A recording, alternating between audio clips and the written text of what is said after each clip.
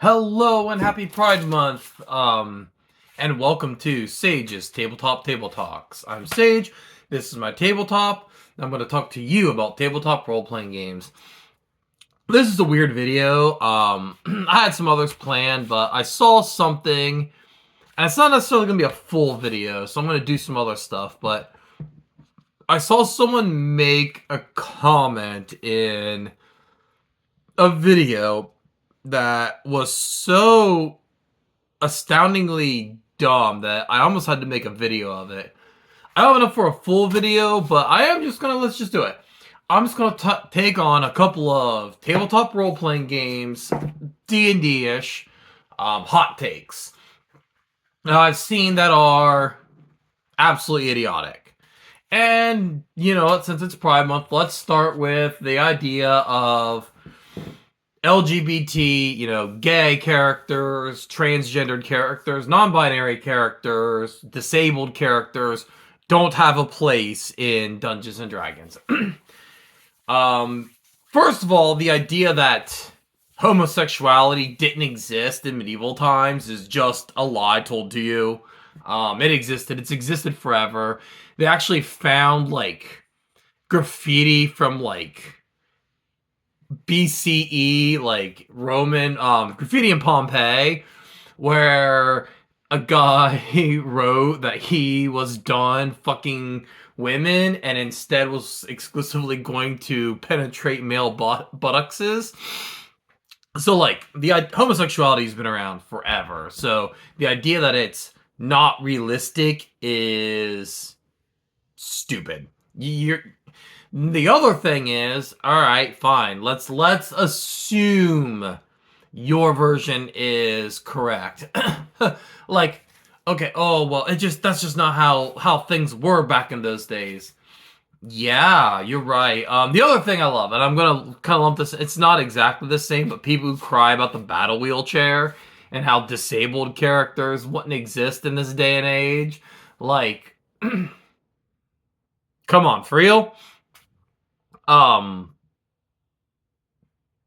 It's so insane to me because, you're right. This idea of a battle wheelchair just doesn't make any logical sense. Now, my Catgirl Ninja, my Birdman Wizard, and, my Dwarven Knight are gonna go fight that fire-breathing dragon and take his magic sword that throws lightning bolts. But I draw the line at wheelchairs. That is just that is a bridge too far to recognize the physically disabled people in my world. That I cannot abide by somebody nailing wheels to a board. That is absolutely, completely, nope. Now, in my personal world that I've created for the game I've been working on, hopefully it'll see the light of day within a year or two. I do have nations that are anti-LGBT. Like, for example, one of my nations I have, they're a race called the Cashapp. They're like a cat people, but they are very strict, rigid, and it is... I don't want to say, it's a religious society, but it's not like a Judeo-Christian religious society. They have, but everything's very mandated. Everything's a certain order. And within that nation, the idea of transgenderism or homosexuality would be frowned upon because they would see the idea of gender expression as something that is pointless, as something that is a waste of time. Same with homosexuality. Sex is for reproduction. And it's by design. It's in order to create... Because each of the nations I have kind of have very... None of them are good nations. There is no good guy nation in the world. They are all extremely flawed. And so, there's a place there that would give people a place to, if they chose to, explore the idea of oppression and bigotry. within the world that I've created. Now, as a game world and as the creator of this game, anyone who would happen to play it in the future, full permission to change any of this stuff because it's your game. The stories you want to tell should be the stories that you want to tell.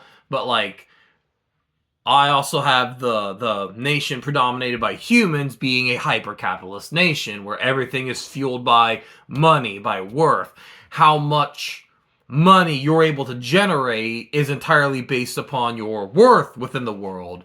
Thus, the idea of somebody who might be physically disabled, somebody who has like a physical disability, would probably have to fight harder to get any kind of recognition because they would have to overcome whatever physical disability they have in order to be seen as worthwhile, as monetary.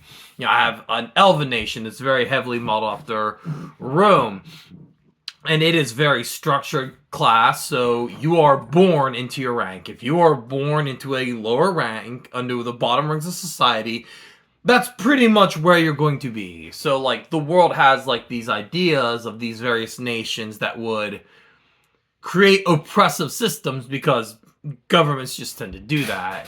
And it gives players places to explore these ideas if they so choose. Obviously, I am absolutely a fan of the red card, the no button. Like, I don't want to have my gender expression, my physical disability, my sexuality, my race, my gender, any of that stuff be used as kind of a storytelling thing. Acceptable. And like I said, it's within the nations, but it's not like these are like written in stone laws. By all means, change any of that, and I think that that is acceptable. But the idea that a world wouldn't... the idea that a chair with wheels glued to it would be so far out of reality of a world where fucking wizards and, you know, people who can tap into natural energies to turn themselves into a bear. But a chair with wheels is too... That is one of the dumbest things I've ever heard in my entire life. Or the fact that two dudes might be wanting to smooch each other is absolutely insanity when there's fucking turtle people. Like, if you play a turtle rogue, you can literally be a Teenage Mutant Ninja Turtle in this world. I'm sorry, that's a little more far-fetched than dudes smooching each other. But yeah, that's not the hot take I heard. That's just one I hear constantly. And I truly believe it is a minority of D&D players, very, very loud, stupid minority of D&D players who want to outcry this shit. The second hot take I've heard, and I did a whole video about this before, but I'll reiterate it again. This individual who was just a scam artist, honestly, trying to peddle a product. Once again, I won't say their name. I won't say anything about them because I don't want to give them any traction. But one of the things they said was that Dungeons & Dragons isn't a combat-oriented game. If you're... Now, there are non-combat-oriented tabletop RPGs. Something along the lines of... I'm trying to think of one. Mermaid Girl Adventures. Which is aimed toward... Tales of Equestria. Both of which... And they're aimed toward younger audiences, but... There are games where everything within the game is designed for kind of the social interaction, and combat is supposed to be considered like all but non-existent. However, if you're playing Dungeons and Dragons Edition 1, I think one of my cats... Yeah. Editions 1 through 5, and anything in between, and that includes 5.5, the game has a focus on combat. You say the game isn't meant to be a combat simulator, and yet 85%, if not more, of the rules have explicit combat applications. Like, I bet if you turn to a random page in Dungeons and Dragons, in any of the player's handbooks, any one of them, and you read that page, you would find a rule about combat in there somewhere. But that isn't true of non-combat. Like, people, you can't point to very many rules, whether it's stats, class abilities, racial abilities, background, skills, feats, items that aren't combat oriented. So the idea that Dungeons and Dragons isn't a combat game is stupid. And so the individual just was honestly trying to was trying to rally people up and then guilt them into buying their custom dice. And and in those comments, people were like, if you want combat, go play Warhammer. Which, honestly, once again, to you people, shut the fuck up and get the fuck out of my hobby. You're all fucking idiots. And yeah, flat out, you're a fucking idiot if that's the way you see it. D&D is an action game. Combat is an important part of the game. And I will put this caveat. If you play Dungeons and Dragons and you go a whole campaign without a single fight, you're not playing the game wrong. I question if this is the game you want to play, but you're not playing it wrong. As long as everybody at the table is having fun, you are playing the game right because you're enjoying yourself. So I will point you to some games that might be better for your table, but I'm not trying to tell you not to play Dungeons and Dragons. Unlike the people who say people who want combat should play Warhammer, who are telling you not to play Dungeons and Dragons, even though it isn't explicitly a combat-oriented game. The creators of D&D might even disagree with me, but objective evidence says otherwise. Let's see. What are some of the other stupid D&D hot takes I've had? Charisma skill checks are the same as roleplay. That is not true. I love it. This argument I made, because this was, I'll say argument, but a discussion I had, and it was online, of course it was, because this is where these kind of clowns come out to play. And they were making a comment about sorcerers should use Constitution as their primary spellcasting stat instead of Charisma. Which, from a thematic standpoint, I absolutely agree with. Same with Warlock. I've always been saying Warlock should be int-based casters anyway. Warlocks make no fucking sense in D&D. There's nothing about them that actually works the way they are absolutely broken from ability and flavor more than any other class in the game. They should absolutely be int-based casters. But, say sorcerers and maybe to a lesser extent druids being Constitution based, which from a thematic standpoint do make sense. Unfortunately, and the reason there are no physical casters is because the 3 physical stats, strength, dexterity, and constitution, are so much more valuable overall than the 3 mental stats, intelligence, wisdom, and charisma. So by taking spellcasting from the hand, which spellcasting is already so fucking powerful as is. The spells in D&D are so far beyond anything that a martial class, that a barbarian, that a fighter, that a rogue, or even like a paladin or a ranger can do. They are so far beyond. The spells are so far beyond that scale already. So now you take this power set, this incredibly powerful tool, and there is almost a give and take because you have to now prioritize a useless stat over a useful. Because what is strength? Strength is pretty useless too, but at least it informs carrying capacity. It also informs physical damage with melee attacks as well as accuracy with melee attacks. Unless you pick a light weapon, which is a whole problem in and of itself. But whatever. And Constitution generates hit points. There isn't a single class in D&D that doesn't benefit from more hit points. Full stop. You could be fine with one or two less to your skill check to, say, your Arcana, and be fine.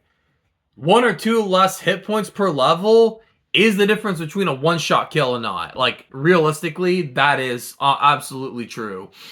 As well as Constitution saving throws being one of the three important ones. Constitution, Dexterity, and Wisdom. So having a sorcerer give up a charisma, and charisma's useless. It doesn't do anything except for your what do they call it? Persuasion and bluff and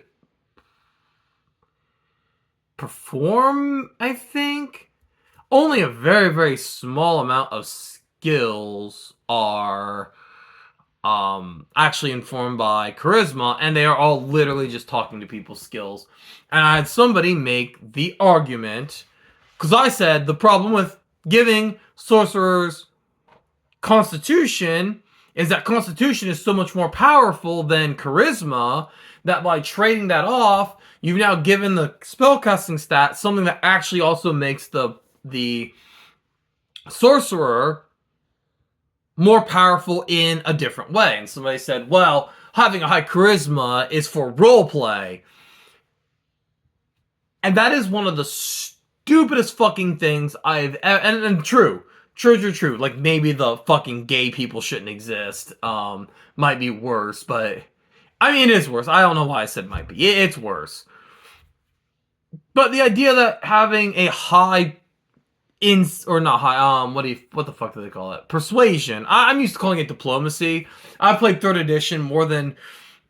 I've played 3rd edition, 3.5 Pathfinder, for the vast bulk of my tabletop career when it comes to Dungeons and Dragons. Like, I've probably played more... I've honestly probably played more 3rd edition base games, because I include, Know Your Role, D20 Modern, the OGL, Rokugan, Spycraft, all this stuff.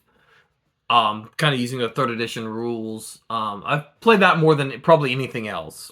Probably more than any 2 or 3 things put together. So, to me, it's diplomacy, persuasion.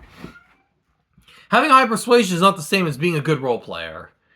And obviously, I'm not saying that social skills are bad, because social skills are important.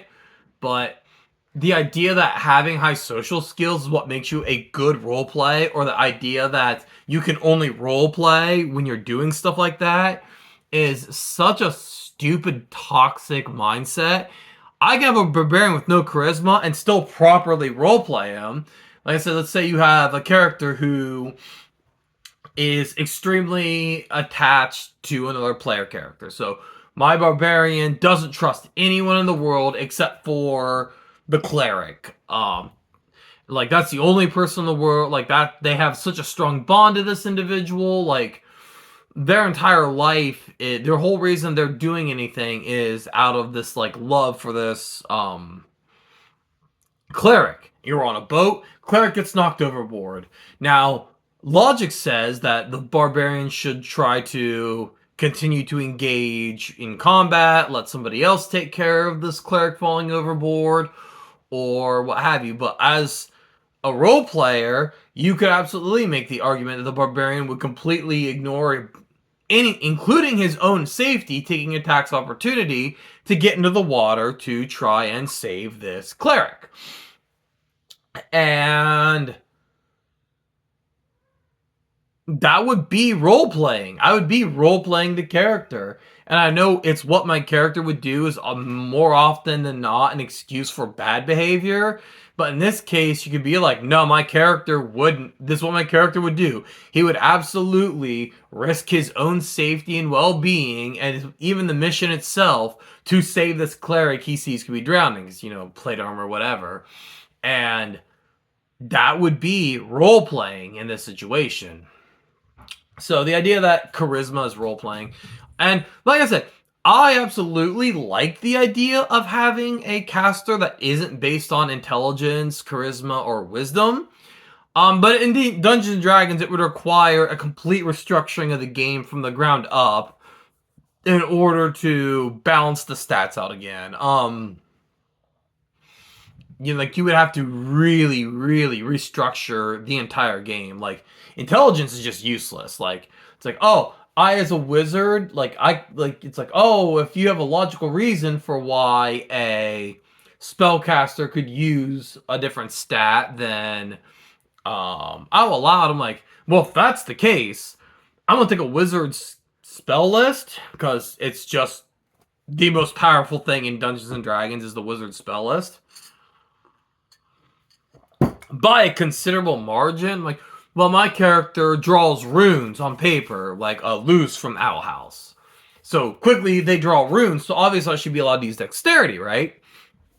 Because what? I've broken your fucking game. I've created a character so powerful that no other class can compete with it. Because now I put my 20 is in dexterity. So now not only as my wizard have access to the most powerful tool in Dungeons and Dragons, they also have a high AC that allows them to, protect themselves. High initiative, so I get to go first in combat.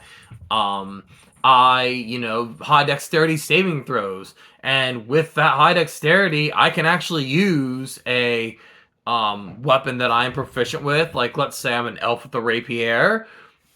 So I'm actually now fairly decent with this weapon, this rapier. Like, I'm actually pretty solidly able to use it. Yeah, I mean, I have the expertise bonuses, but like, or bow or what have you. Like, I have created a character that is far beyond what any of the other characters can be. I mean, wizards are already at the head of the table anyway. Like, and now you're gonna let me make them more powerful? Like, that's just not smart. That's just poor game balance.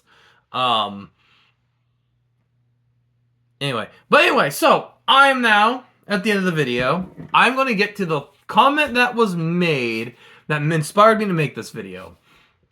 So this individual, it was in the list of one of those propaganda I'm not falling for videos. If you go back on our channel, you see I did one kind of as a lark on the whole thing, because I think the whole trend's kind of dumb, but whatever. It's just my take. It's just kind of cringeworthy, but it is what it is, right, guys? Like, yeah, I'm not telling you to stop, but I will make jokes about it. But anyways, this individual had a list. It's like propaganda I'm not falling for, and it basically what he was saying was that he didn't like paladins. He thinks that characters should be allowed to be evil, even new players, but generally speaking, just evil characters. And then in this, maybe not breath, in the same box of text said that it was XP leveling as opposed to milestone leveling that created murder hobos. And this statement was so fucking dumb. I had to just stop for a minute and just be like, ugh. You think that experience points are what create murder hobos and not the other two things you mentioned? The complete lack of a moral compass given to player characters? Like, that statement is so dumb. It made my head hurt when I read it. Not the worst. I still would argue that the first two I mentioned were the dumbest things I've heard, but this one's pretty dumb too. So I'm gonna break this down for you. To all you play people out there, in Dungeons and Dragons, from day one, from the first edition of Dungeons and Dragons, experience points were not exclusively won in fights. You gained experience point. You did gain experience points for overcoming fights. You also gained experience in the first edition. You gained most of your experience. The vast majority of the experience points you made was from the fact that every gold coin worth of treasure you collected was an experience point for your character. You got more experience points by collecting treasure than you did by winning fights. And considering the fragility of first edition characters, a lot of times you just wanted to avoid a fight because your level 1 party very likely could lose a member or two from those 4 fucking goblins. Like, you rolled hit points at first level. If you were a fighter, you took your shit, was that a 10-sided die at the time? I don't remember if they used 10-sided dice in the first edition or not. Fuck it, you're thief. You took a 6-sided die. 6 sides, 1 through 6, and you rolled it. And what you rolled, that's how many hit points you had. If you rolled a 1, sorry, brother, you got 1 hit point. And unless you were a fighter, you didn't get bonus hit points based on your constitution stat. You rolled a 1, you had 1 fucking hit point at level 1. At level 2, you rolled that d6. If you rolled a 2, you had 3 hit points. There wasn't this fucking max die plus constitution modifier like there is now. So, very, very much you did not want to get into unnecessary combat in the old editions of Dungeons and Dragons. Same true as second edition. I am more familiar with second edition than I am first edition because I actually did play second edition some. It's not a good game. It's just not a good game. But yeah, it's the same. Like, that fighter, D10 plus Constitution, if you rolled exceptionally well and exceptionally well in your Constitution, you'd roll that 10-sided die and you would add probably 1 to it. And so you rolled a 3. You had 4 hit points as a level 1 fighter. So the idea of entering combat when it wasn't needed just wasn't something you did.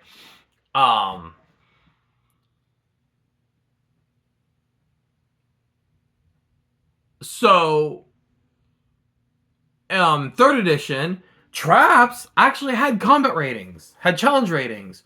So, when you did that spear trap, you could see CR7, party of this level, the party should get, 250 experience points for disarming that trap, for overcoming that spear trap. You didn't have to fight. You just overcame it. They had rules for, gaining experience points for good role play, for, for good... I never really liked the good role play experience points because I felt like it punished shy players, but you were supposed to get experience points for good role play. You got milestone experience points. When you overcame a mission, you were supposed to get experience points. That's been a thing since the beginning. The idea that you have to kill someone to get experience points is from you guys playing too many fucking JRPGs. You need to get your fucking heads out of Final Fantasy and fucking actually read the rules. Read the rules. Go through the fucking history of the game. And the other thing is, if your level 5 party kills a fucking CR 1/8 shopkeep, guess what? You don't fucking get experience for that encounter. You never did. Ever. You didn't get experience. So the idea that experience points rewards murder hoboing is from your own stupid fucking house rules. You fucking made that problem. You are the idiot. Play the game the way it was intended and you won't have to worry about it. Murder hoboing comes from boredom and frustration. Whether it's in the game, once again, And once again, to my friend David, I continue to say this. I apologize for what I did. And it was me. I led the party on. I kind of pushed this. I became bored and frustrated with your game, and instead of being a goddamned adult and talking to you like a goddamned adult, I went out and murder hoboed. I'm sorry. But so murder hoboing comes from either frustration with the game, you're bored at the game, you feel like the game's not going, and so you start lashing out. Or you're bored and frustrated with your real life. You feel powerless in your real life, you have pent up energy, pent up frustration, pent up anger, and you just gotta take it out on something. And you know what? That fucking shopkeep that isn't real, fucking taking it out on him. That's what causes murder hoboing. It has nothing to do with fucking getting experience points for killing a goblin. You, sir, are the fucking problem. Your group are the ones who invented that problem because y'all don't know how to fucking play the game. And I say you don't know how to play the game because you're obviously frustrated with it. You obviously have a problem with it. There's obviously a problem that needs solved. And it needs solved because you invented that problem. If you give players experience points as intended, and this is somebody who actually way prefers milestone experience. I absolutely would rather milestone level than I would experience points. 100%. Given the choice, I will always pick milestone over experience points. And it's just a bookkeeping thing. It's easier to bookkeep milestone experience than it is experience points. Because I'm giving away experience points, I've had issues where players forgot to write down their experience points they gained. And we get this thing where character A says he has, 3,500. Character B says he has 3,200. Character C says he has 4,100. Okay, well, who's wrong? I mean, obviously you could give it to the guy with the highest experience point total, but I've had players cheat at that shit too. So, which is a player problem, an experience point problem. It's just easier to say everyone should be level 5. Like, that's just an easier way of handling it. But if you use experience points as intended, giving it to them not only for overcoming combat, you entirely are supposed to give it to them. Let's say you have a CR5 bandit encounter. If the players can circumvent that bandit encounter, as intended, they are supposed to get experience points for overcoming that, even if they stealth around it or diplomacy their way out of it. They are still supposed to get the experience points for that encounter.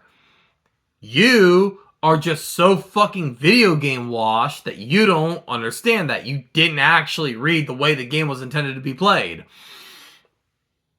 And you know what? If you're running a dungeon crawl simulator and that's how you want to reward experience, fine. But you can't be surprised, you can't be angry, you can't be upset when the player's reaction to every problem is to burn it, because that's the only way they can get experience points. I mean, God knows nobody in the real world becomes better, smarter by, talking with people, by exchanging ideas, by, having this kind of open dialogue, by reading a book about something, by getting practical hands-on experience. Nobody ever gets better in real life. They only get better in real life by throwing punches at each other. So yeah, and even in when that guy's video, even in the comments, people were like, yeah, experience points don't make sense because if experience points were given away the way, whatever, then how would a wizarding school exist? Well, they get experience points for overcoming problems by, getting into social encounters, by finding issues and coming to problems, by graduating classes, which would be considered milestone experience points. So yeah, the murder hobo problem you're crying about is your own fucking invention, dude. And it's just so dumb. And like I said, milestone leveling 100% of the time with me. The only time, and this is another issue, with when I played I was playing Palladium Fantasy with my friends. I gave up that campaign. Eh. Also, I'm not super fond of the system. I learned a lot by playing it, but it's not my favorite system. Where like a thief levels up at 1050 experience, but a wizard levels up at 2000 experience. Milestone experience points there are kind of hard because by design, by nature of the game, certain classes are supposed to gain levels faster than others. Like Advanced Dungeons and Dragons Second Edition is the same way, where by design, a level 5 fighter is not meant to be on par with a level 5 wizard. You know, a level 5 fighter is supposed to be on par with like a level 3 wizard. Like, that's in the design of the game. So you kind of have to just give experience points then. But yeah, like if I'm playing like Pathfinder First Edition, if I'm playing Blue Rose, if I'm playing Dungeons and Dragons 5th Edition, it's like, hey, you guys want experience points or milestone? I will without hesitation say I'd rather have milestone. I don't want to have to, after every fucking encounter, write 50 on my, an additional 50 on my experience points chart. And even if he gives us all at the end of the night, like, okay, everybody gained, 1,200 experience points. We're like, oh, cool, we're 300 points away. Now either DM's gonna be like, 300 more to get you to the next level, or you just, okay, cool, we're on the cusp of leveling. Whereas milestone, the DM can just be like, all right, I think the party is ready for the next level. But yeah, my dude, you created the murder hobo problem, and also you think that removing moral compasses from the player characters isn't what creates murder hoboing? You think that by removing good alignments and characters who are designed to be moral characters is going to make players murder hobo less? Like, I'm sorry. Like, I don't think you're stupid. You might be. I don't fucking know. Who fucking cares? Your post, your little comment, the stupidity of it, how absolutely without any sort of reflection, self-reflection you had, made me pause and kind of made me have to do this video of like, I did just for this D&D hot takes where I see people make comments and I'm like, you haven't thought about this for more than a minute, have you? Like, you haven't actually sat down and thought about what it is you're trying to say or what it is you're doing. Like, sorry, like, oh, D&D isn't about combat. You read the book, right? We're reading the same book, right? Like, every fucking player character power is about combat efficacy. Like, for real. I challenge, give me enough examples that have no combat practicality in Dungeons and Dragons to make you think that the game isn't about fighting, or this idea that two male characters can't fall in love. Like, have you thought about it? Like, are you just an asshole? Like, I'm sorry, like, or like, oh, it's experience points that make characters murder hobos because the only way to get experience is in a fight. Yeah, that's true if you literally haven't read the book, but like, you're giving experience points away like they're playing Final Fantasy. So, yeah, if the only way to gain improvement is through violence, people are going to solve their problems with violence. Naturally. But anyway, that's it. Like I said, this was, I don't want to say an emergency episode, but sometimes I see something, because I have a stack of cards and I pull randomly, boom, okay, that's today's topic. And it's like eternal things about tabletop role-playing games that are just always going to be there. Things like merits and flaws, or things like magic functionality, or things like balancing encounters. those are never going to be things that aren't relevant to the game or game reviews. As I've got some reviews like in the back pocket, like doing a review of, going more into Pathfinder First Edition, Big Eye Small Mouth Third Edition, things like that. She could do a Shadowrun 5th Edition review. Oof. Things like that. Things, that just aren't going to go away. But then I see things like this where I'm just like, I have to talk about this. I have to say something because it's not something that's going to be around forever. But it really does need addressed. But anyway, I will see you guys next time. And I don't know, just keep having fun.